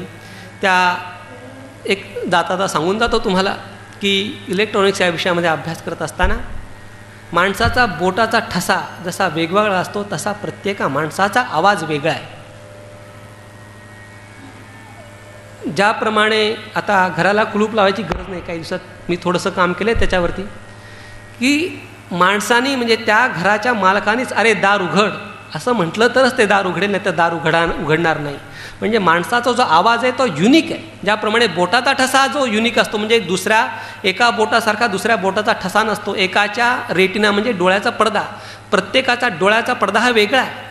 अनेक ठिकाणी जर तुम्ही गेला तर काही ठिकाणी अंगठ्याचे ठसे द्यायला लागतात. काही ठिकाणी बघितलं आपण, आता लॅपटॉप वगैरे निघालेत नवीन, त्या लॅपटॉपमध्ये अशी सोय असते की रेटिना जो असतो त्या रेटिनाची आपल्या डोळ्याच्या पडद्याची बरोबर इमेज प्रोसेस करून बरोबर त्या कॉम्प्युटरमध्ये जाता येतं. त्याचप्रमाणे माणसाचा ध्वनी हा आहत ध्वनी आणि आहत ध्वनी हा प्रत्येकाचा वेगवेगळा असतो आणि घशामध्ये त्याचं मॉड्युलेशन वगैरे होत असतं. त्याचा खूप अभ्यास करण्यासारखा आहे. म्हणजे वैद्यकीय शास्त्रीय दृष्ट्यासुद्धा त्याचा अभ्यास करण्यासारखा आहे, इंजिनिअरिंगच्या दृष्ट्यानेसुद्धा अभ्यास करण्यासारखा आहे आणि या नादाचा परमार्थामध्ये सुद्धा अभ्यास करण्यासारखा आहे. जास्त विस्तार करत नाही. हा जो नाद आहे हा नाद त्या सोहम साधनेमध्ये गुरुवर्य महाराजांनी सोहमयोग नावाचं जे पुस्तक लिहिले त्याच्यामध्ये याचा सविस्तर विचार केलेला आहे. असो, परिपूर्ण नाद आणि ज्योती या परा म्हणजे ज्ञानासह वर्तमान माझ्या अंतःकरणात प्रादुर्भूत झालेली आहे.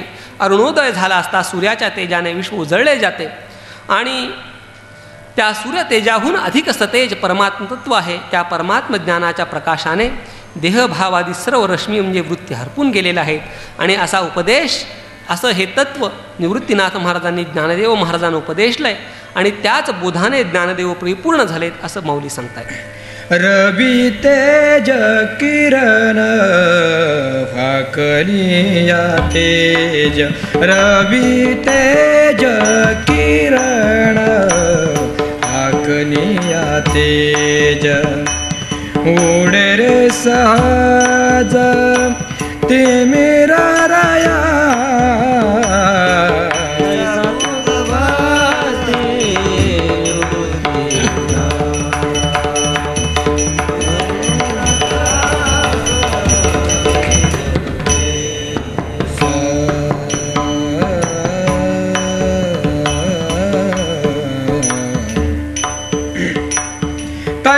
तू गभस्ती निवृत्ती दातारा, उगवून चराचरा तेज तेज तेज केले तेज तेज दिसे, अव्यक्ताचा ठसा उमजोने प्रकाशा, नमुडे तुझा चंद्रोदयी कमळे प्रकाश दिसते, ऐसे तुझे भरिते करी आमा वृत्तीची निवृत्ती देखील तुझी हरपली माझी, चित्त होते ज्ञान ऐसे नाव ज्ञानदेवा देशी, शेकित्वारूपासी मिळविले तुगभस्ती निवृत्ती उदारा, उगवोनी चराचरा तेज केले. माऊली भौतिक प्रकाशाचं उदाहरण देऊन आत्मरूप प्रकाश कसं आहे ते सांगतात. सूर्य तेज प्रकाशित झाले असता अंधार जसा नाहीसा होतो त्याप्रमाणे हे उदार श्री गुरु निवृत्तीराया तुमचा जगतावर उदय होऊन चराचर विश्वाचे अज्ञान नष्ट करून सर्व विश्व व तेजोरूप केले. सूर्याप्रमाणे तुम्ही जे ज्ञान दिले ते मूळचे अव्यक्त ज्ञान, त्यावर विशेष ठसा ज्ञानाचा ठसा उठवला तरीसुद्धा तुमचा स्वप्रकाश मोडत नाही. हे अवघड आहे की स्वप्रकाश म्हणजे ज्ञानेश्वरीच्या पहिल्या ओळीमध्ये ओम नमो जय आद्या वेद प्रतिपाद्या जय जय स्वसंवेद्या आत्मरूपा, देवा तूची गणेशू सकलार्थ मध्ये प्रकाशू म्हणे निवृत्ती दासू अवधारी जोची. त्या ठिकाणी स्वसंवेद्य म्हणजे स्वप्रकाश म्हणजे पक्का निर्विषय आणि निर्विषय अशा ज्ञानाच्या ठिकाणी तुमचा ठसा उमटवून तुम्ही त्या ज्ञानाला निर्विशेष ठेवलेलं आहे. एखादा ठसा उमटवला की ते विशेष होतं, परंतु ठसा उमटवूनसुद्धा निर्विशेष ठेवणं ही अत्यंत अवघड गोष्ट आहे, ती तुम्ही केली आहे. तुमचा स्वप्रकाश मोडत नाही म्हणजे विकार होत नाही. चंद्रोदय झाला असता जशी कमळे प्रफुल्लित होतात त्याप्रमाणे तुमच्या ज्ञानोपदेशाने आम्हा सर्व मुमुक्षूंना ज्ञानाचे आनंदाचे भरते येते. हे श्री गुरु निवृत्तीराया, तुमच्या स्वरूपाचा विचार केला तर वृत्तीची निवृत्ती झाली आहे असे दिसते, म्हणूनच तुमचे नाव निवृत्ती आहे. त्या अनुभवाने माझीही चित्तवृत्ती निवृत्ती झाली. काय आपणाला नवल सांगावा, माझे नाव ज्ञान ठेवून त्या ज्ञानदेवाला आत्मस्वरूपाचे ज्ञान करून देऊन शेवटी तुम्ही आपल्या स्वरूपामध्ये मिळवून घेतलेले असं माऊली सांगतायत. आत्मरूपी रूप रंगले सहज रिगोनी निज गुज सत्य जिले तेज बीज बिवण पेरिले निवाडे उगवले चोखडे ब्रह्मरूप शांतीची गोफन उडविला प्रपंच धारणाच स्थिर केली वेटाळीले धान खिळे दान दिठी दिधले शेवटी भोक्तयासी देती घेती जीवे नुरेची शेकी शिवमय कुपी समरसी ज्ञानदेव म्हणे निवृत्ती उदारा ऐसे कसरा तुष्टदासी तेल बीज बिवडे पेरिले निवाडे उगवले चोखडे ब्रह्मरूप. माऊलींचं नवल काय सांगावं, सर्व क्षेत्रांचं या गाथेमध्ये वर्णन आहे. शेतीच्या रूपकानं आत्मज्ञान म्हणजे काय ते माऊली सांगतात. अत्यंत गुह्य श्रुतिपादित शुद्ध आत्मस्वरूपाच्या ठिकाणी माझे चित्त रंगून गेल्यामुळे मी तेजस्वी झालो आहे. ज्याप्रमाणे जमिनीत उत्तम पीक येण्यास उन्हाने पुष्कळ तापलेली जमीन, उत्तम बीज, चांगला बिवड अशी सामुग्री लागते. शेती करतात त्यांना ह्याचं महत्त्व कळेल. मी स्वतः शेती करतो, मी शेतामध्ये नांगरतो आणि मला आवड आहे शेतीची म्हणून मी शेती करतो. आणि शेतामध्ये आता ऊसाचं पीक लोक घेतात आणि ऊसाचं पीक जर 3 वर्ष 4 वर्ष 5 वर्ष 10 वर्षाचं जर घेतलं तर ती ऊसाचं पीक सतत घेतल्यामुळे जमीन खारपड होते. त्याचं कारण काय, सतत पाणी सतत पाणी सतत पाणी. पीक येण्याकरता पाणी लागतं हे बरोबर आहे, त्याचप्रमाणे ऊन पण लागतं. ते जर जमीन उन्हाने व्यवस्थित तापलेली असेल तर त्या तापलेल्या जमिनीमधलंच पीक व्यवस्थित येतं. सूक्ष्मता मौलीने सांगितली. उन्हानं पुष्कळ तापलेली जमीन, उत्तम बी पण चांगलं पाहिजे आणि चांगली माती असली पाहिजे तरच त्या ठिकाणी चांगलं पीक येऊ शकतं. त्याप्रमाणे मनुष्य शरीर, तीव्र मुमुक्षुता आणि ब्रह्मानुभवी उपदेष्टा इतकी सामुग्री लागते. एकावीण एक कामा नये. स्वयंपाक जर करायचा असेल तर त्या ठिकाणी सगळी सामग्री असावी लागते. त्याचप्रमाणे ब्रह्मात्मत्व ज्ञान प्राप्त करून घ्यायचा तर ही कमीत कमी ही एवढी सामुग्री पाहिजे. काय सामुग्री पाहिजे, मनुष्य शरीर पाहिजे, मुमुक्षुता पाहिजे आणि ब्रह्मात्मानुभवी उपदेष्टा पाहिजे. मुमुक्षुतीमध्ये सगळे साधनचे तुष्टे आली असो. पीक जरी ठीक आहे, आता परमात्मा प्राप्ती झाली, पीक जरी उत्तम आले तरी त्यावर बसून दाणे खाणारे पक्षी उडवावे लागतात. त्याप्रमाणे शांतीची गोफण घेऊन प्रपंचाविषयी असलेला सत्यत्व निश्चय उडवून द्यायला लागतो. चित्तवृत्ती स्थिर केली पाहिजे. नंतर सगळे धान्य खळावर आणून त्यातील 12 बलुत्यांचे भाग त्यास द्यावे लागतात. मग शिल्लक राहिले ते यजमानास मिळायचे. त्याप्रमाणे जीवरूपी शेतकऱ्याला देता घेता शेवटी परमात्म स्वरूपाविषयी काहीही उरत नाही. ज्ञानेश्वर महाराज म्हणतात, हे उदारा श्री निवृत्तीराया, अशा भूमिकेला मला नेऊन पोचवून आपण संतुष्ट झालात. काय तुमचे ऐश्वर्य सांगावे असं मौली या ठिकाणी सांगतात. बराच विस्तार करण्यासारखा आहे. शेतीच्या रूपकाचाच विस्तार खूप करण्यासारखा आहे, परंतु वेळ संपल्यामुळे विस्तार करत नाही. निज तेज बीज नाठवे हे देहो हरपला मोह संदेशे काय करू सये कुठे गेला हरी देह मापारी हरी झाला विधेही पै गंगा पारुषले चेते तद्रूपे हे वृत्ते बोडी गुरुलिंगी भेटे निवृत्ते तटाक देखील सम्यक समरसे चित्त दत्त चित्तवृत्ती ज्ञेय ज्ञान कळा समाधी सोहळा विष्णू रूपे ज्ञानदेव गाय हरिनामामृत निवृत्ती त्वरित घर भरे. काय करू सये कोठे गेला हरी, देही देह मापारी हरी झाला, देही देह मापारी हरी झाला. ब्रह्मरूपाची प्राप्ती झाल्यानंतर काय होतं ते महाराज या अभंगात सांगतात. सर्व जगताला अधिष्ठानचे हे तुझे तेजबीज, म्हणजे ब्रह्मस्वरूप त्याचे ठिकाणी संशयासह वर्तमान देहसंबंधी मोह हरपून गेल्यामुळे त्याचा आठवही होत नाही. काय करू रे बाळा, आता तुझ्या देहाच्या जन्ममरणाचा मापारी हरीच झाला आहे. म्हणजे तुझ्या ठिकाणी जन्ममरण नाहीच, विदेहरूप गंगासुद्धा तुझ्या देहात परकी झाली आहे. म्हणजे ती विदेहवृत्ती चिद्रूपामध्ये बुडून गेली आहे. या मानवी देहामध्ये सगळ्यात शेवटची सर्वोत्कृष्ट अवस्था कोणती तर विदेह दशा, आणि ती विदेह दशासुद्धा चिद्रूपामध्ये बुडून गेली आहे. तुला उपदेश करता जो मी निवृत्ती त्याच्या तटाकावर उभा राहून, म्हणजे त्याची सहाय्यता घेऊन सम्यक म्हणजे योग्य प्रकारे गुरुलिंगाचे म्हणजे परमात्म स्वरूपाचे तुला दर्शन झाले. माझ्या उपदेशाने तू चित्तवृत्ती दिलीस, म्हणूनच ज्ञान समाधी इत्यादी 16 विष्णुरूप झाला. हरिनामामृताचे ज्ञानेश्वर गायन करत असता निवृत्तीनाथ संतुष्ट झाले असं मौली या ठिकाणी सांगतात. अविविसावेव समसाम्य बुद्धी, शांती दया सिद्धी प्रगटल्या, ओळली हे कृपा निवृत्ती दयाळा. सर्व रोम पालाळा प्रेमांकुर, दिवसाचे चांदणे रात्रीचे उष्ण, सांगितला प्रश्न निवृत्ती राजे.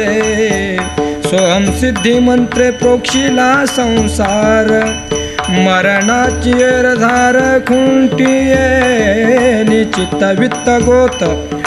आपण पै झाला देही देह गेला, भाव माझा ज्ञान देवारसी.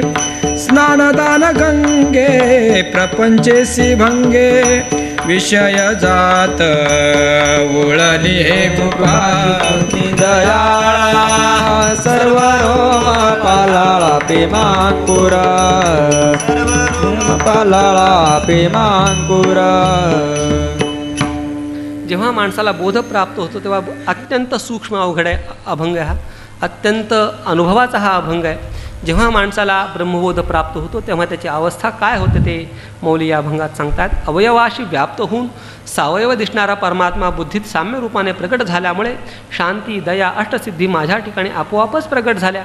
सर्वांग रोमांचित झाले आणि किंचित घर्मबिंदू आले, अंगावर रोम आले, घाम आला. हे सर्व निवृत्तरायांच्या कृपाप्रसादाने झाले. दिवसाचे चांदणे व रात्रीचे ऊन या चमत्कारिक पद्धतीने निवृत्तीरायांनी मला प्रश्नप्रतिवचन रूप उपदेश केला. कारण की जे गुह्य ज्ञान असतं ते गुह्य ज्ञान देताना वेगवेगळ्या रूपाने दिलं जातं. सोहमयोगामध्ये सुद्धा सांगितलं आहे, अरबिन परबिन चोच चरणबिन ऐसा उलटा हंसारे, उस हंसनकू उलट फिरावे भुई गुरिका बच्चारे.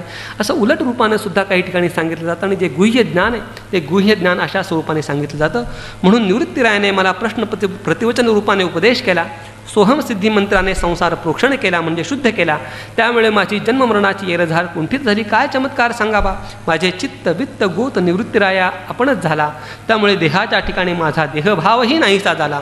श्री ज्ञानेश्वर महाराजांना ब्रह्मरूप रसाच्या गंगेत स्नानदान घडल्यामुळे सर्व विषयासह वर्तमान प्रपंचही नष्ट झाला असं मौली सांगतात.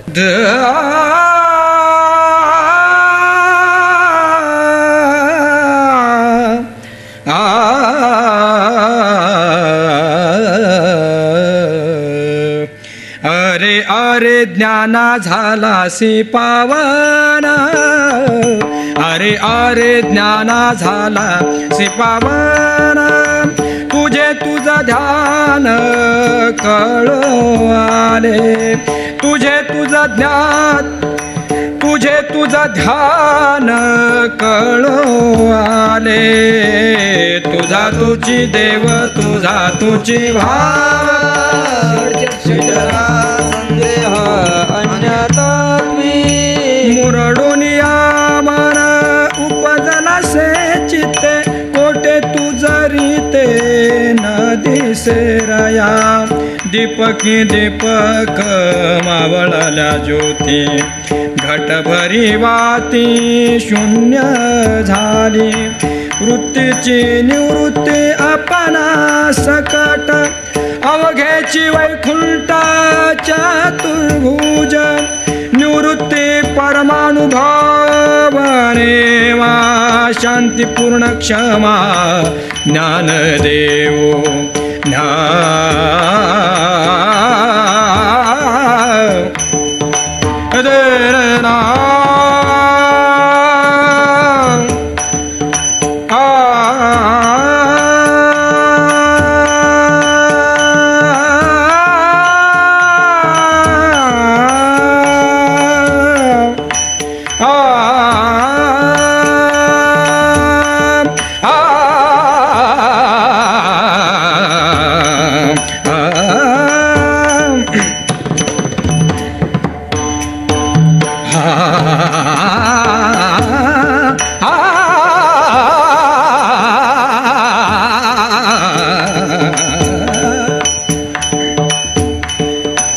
शांती पूर्ण क्षमा ज्ञान देव शांती शांती पूर्ण क्षमा ज्ञान देव शांती पूर्ण क्षमा ज्ञान देव शांती पूर्ण क्षमा ज्ञान देव देव तुझा तुझे भाव तुझा तुझी देव तुझा तुझी भाव फिटला संदेह अन्य तत्वे फिटला संदेह अन्य तत्वे तुझा तुझी देव तुझा तुझे भाव तुझा तुझे देव तुझा तुझे भाव इथं श्रीमन निवृत्तीनाथ ज्ञानोबा माऊलीने सांगतायत, अरे ज्ञानेश्वरा, तू फार पवित्र आहेस, कारण तुझेच ब्रह्मरूपाने ध्यान कसे करावे हे तुला कळून आले आहे. तुझा देह व तुझा भाव तूच आहेस. तुझा सर्व संदेह जाऊन अद्वैत तत्वाविषयी तुझा सर्व संदेह नष्ट झाला आहे. मनाला मुरड घातल्यामुळे तुझ्या चित्तामध्ये बोध उत्पन्न झाला आहे. मन मुरडोनी या मनाची प्रवृत्ती ही बाहेर जायची आहे, पण बाहेर जाणाऱ्या मनाच्या प्रवृत्तीला मुरडून म्हणजे आत वळवल्यामुळे तुझे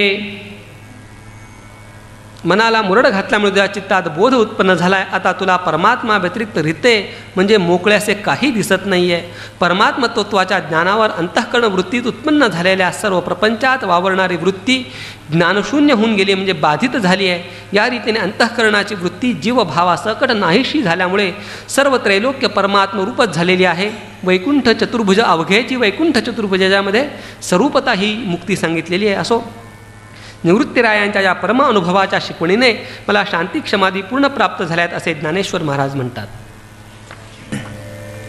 सूक्ष्म साध्य काज सांगितले स्वामी वृत्ती धारणा क्षमी हारपल्या सक्षनेले विश्वरूपी आले प्रपंची सीमावळले तिमिरया विशेष सिमिटे दिदली शरीरे इंद्रिय बाहिरे नायकते इंद्रिय बाहिरे नायकते हे ऐसे हे साधन साधक कळले चेतविता बुजविले मन माझे उता वेळ पिंड ब्रह्मांडा सहित नेत्र विकाशत ब्रह्म तेज ज्ञानदेवा विनवी निवृत्ती से काज हरपले लाज संदेशी सूक्ष्म सक्षनेले विश्वरूप देही आले प्रपंचे सीमावळले तिमिरया.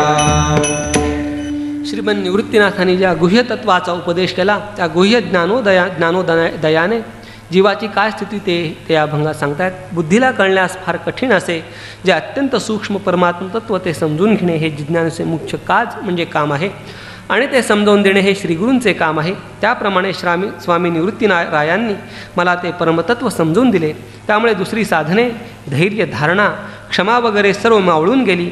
त्या सूक्ष्म अध्यात्मतत्वाचा अंतःकरणात उदय झाल्याबरोबर सर्व विश्व नाहीसे झाले. ते गेले कोठे ह्याचे उत्तर ज्या देहात परमात्मज्ञानाचा उदय झाला त्याच देहाचे आत परमात्मस्वरूपात परमात्मरूप झाले आणि सर्व प्रपंचोदयाचे कारण जे आत्मस्वरूपाचे अज्ञान तेही नाहीसे झाले. अंतःकरणात ज्ञानाचा विशेष भाव आभास होता त्यातील बाधसमानाधिकरणाने विशेष भाव सामान्य चैतन्याशी एकरूप झाला. ही स्थिती ज्या शरीरात झाली ते शरीर व इंद्रिये ही परमात्मरूप झाली. अर्थात बाह्य इंद्रिये आपापले विषय घेण्याशी झाली असे साधक जो मी त्याला समजले आणि श्रीगुरूंनी त्या ज्ञानाला जागे करून माझ्या मनाची समजूत घातली. अशा ज्ञानाचा उदय झाल्यावर पिंड ब्रह्मांड सर्व परमात्मरूप होऊन जाण्यास काय उशीर काय. ज्ञानेश्वर महाराज म्हणतात, आत्मज्ञानाची याचना जर तुम्ही श्रीगुरूस कराल आणि श्रीगुरू जर ती याचना पूर्ण करेल तर तुमचे सर्व संदेह निवृत्त होऊन तुम्ही सुखी व्हाल असं माऊली सांगतात. परेशी जव पाहे अवदिसे अरुते तळी तळा खालते विश्वरूप दिवचक्षुदृष्टी निवृत्तीने झाली अवघित बुझाले विष्णू माया. समाधान कळा दांत उदांत शांती तत्व वावळत परमेशी गगनी दिन मने गगनास गट अवघेची वैकुंठ तया घरी उद्भट कारण केले हो ऐसे तुष्टोनी सौरसे केले तुम्ही ज्ञानदेवाचरणी निवृत्तीच्या चरणा ज्ञानदेव शरण निवृत्तीच्या चरणा कासवीचा पाना पाजिला दिव्य चक्षुदृष्टी निवृत्तीने झाली अवघित बुझाले विष्णू माया. परा म्हणजे ज्ञानरूपवाणी तिच्या साह्याने त्या विश्वाचा विचार करू गेले तर हे विश्वरूप निकृष्ट दिसते. कारण तळी म्हणजे परमात्म रूपावरील माया तिच्यावर विश्वरूप भासते. परमभाग्याने श्रीगुरू निवृत्तीरायांनी मला दिव्यदृष्टी दिली म्हणून ही परमात्म स्वरूपावर असलेली माया सर्व नष्ट होऊन गेली. त्याचबरोबर शमदमादी कला आणि उदात्तानुदात्तादिकांनी युक्त जो वेद रात्र आणि दिवस हेही त्या परमात्म तत्वात उपरमासह मावळले. गगनासकट सूर्य मावळून माझ्या घरी तुम्ही सर्व वैकुंठ केले. हे श्रीगुरू निवृत्तीराया, आपण संतुष्ट होऊन मोठ्या प्रेमाने केवढे महत्कार्य केले हे जाणून मी आपल्याला अनन्य भावाने शरण आलो आणि आपण कासवीप्रमाणे कृपादृष्टीने माझे रक्षण केले असा याचा सरळ अर्थ आहे. अंडज सांगितले देवे सांगून या भावे गेळीले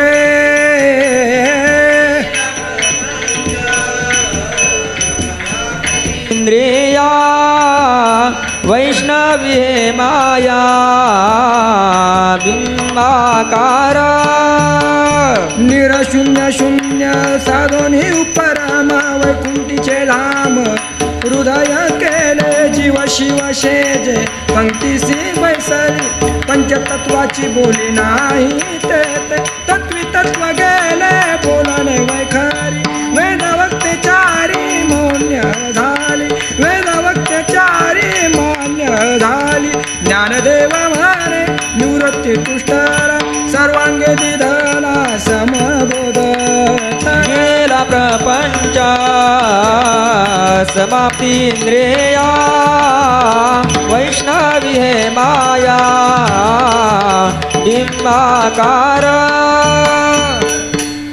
ब्रह्मांड उत्पत्तीचा प्रकार देवाने सांगितल्यानंतर आत्मभावाने त्या सर्व ब्रह्मांड गिळून टाकले म्हणजे बाधित केले. अर्थात ब्रह्मांडांतर्गत जीवांचा प्रपंच व त्यांची इंद्रिये सर्व गिळून टाकली. याचे मुख्य कारण हे आहे की विष्णूच्या ठिकाणी म्हणजे परमात्म्याच्या ठिकाणी ज्या मायेने हे अध्यस्त ब्रह्मांड दाखवले ती माया ही परमात्मबोधाने परमात्मरूपच झाली. कारण मिथ्या पदार्थ ज्यावर भासतो त्या पदार्थाचे ज्ञान झाला असता तो मिथ्या पदार्थ द्रुपच होतो असा नियम आहे. त्याप्रमाणे मायेची स्थिती झाली. शून्य म्हणजे जी माया तिला साधून नाश करून जे निरशून्य म्हणजे नाहीशी झाली असता त्या सर्व माया कार्याचाच उपरम होतो आणि वैकुंठाचे म्हणजे परमात्म स्वरूपाचे निवासस्थान सहजच हृदय केले जाते. ज्या ठिकाणी पंचतत्वांची भाषाच नाही त्या ठिकाणी पंचतत्वांचे कार्य जे जीवेश्वर ते एका पंक्तीला येऊन बसले म्हणजे त्यांच्या ठिकाणचा जीव शिवभाव जाऊन ते एक परमात्म रूपच झाले. हे काय सांगायला हवे. जीवतत्व परमात्मतत्वात एकरूप झाले हे वैखरीचे बोलणे चार वेदवेत्यांनाही मान्य होईल. महाराज म्हणतात हा बोध संतुष्ट होऊन श्री निवृत्तीरायांनी मला दिला त्यामुळे मला पूर्ण समाधान झाले. ज्ञान हे निवृत्ती निवृत्ती अरे अरे ज्ञाना ज्ञान हे निवृत्ती देई देहा परती तुझ प्राप्त अर्थ बोधार्थुनी दाविला ज्ञानिया ज्ञानदेवा सोहम तत्व साधिले प्रमाण सर्वत्री उभयंताग्रात्री प्रेम तनु बिंबी बिंबरसी उपरम देखीला प्रपंच शोकेला तुवा एके विष्णु नाम मंत्र सोहम तेज दिवटा उजळूनी चोहटा शुद्ध केला निवृत्तीचा शिष्य ज्ञानदेवी भाष्य शांती समरस बोधे उत्तर शांती समरस बोध उत्तर शांती समरस बोधे शांती समरस बोधे उत्तरे शांती समरस बोधे उत्तरे शांती समरस बोधे बोधे उत्तरे शांती समरस बोधे उत्तरे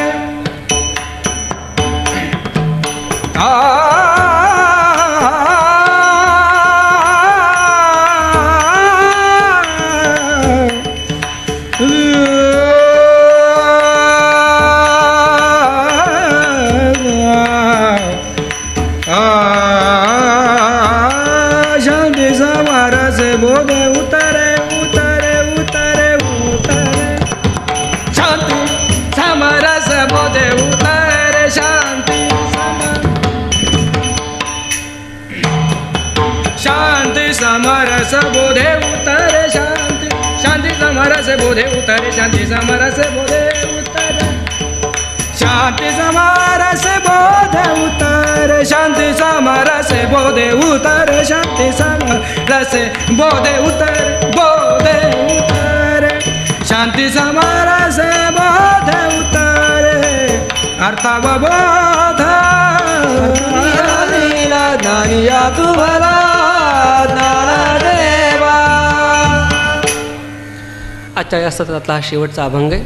अरे अरे ज्ञाना म्हणजे हे ज्ञानदेवा, या आत्मज्ञानोदयाने देहामध्येच देहाचा उपरम होतो अशी जी एक स्थिती आहे ती तुला प्राप्त आहे. महावाक्यार्थाचा विचार करून तुला अर्थबोध झाला म्हणून हे ज्ञानोबा तू फार धन्य आहेस. सर्व प्रमाणांनी सिद्ध केलेले जे सोहमतत्व ते तुला प्राप्त झाले म्हणून तुझी आणि माझी अशी दोघांची तनू म्हणजे देह यात आनंद भरून राहिला.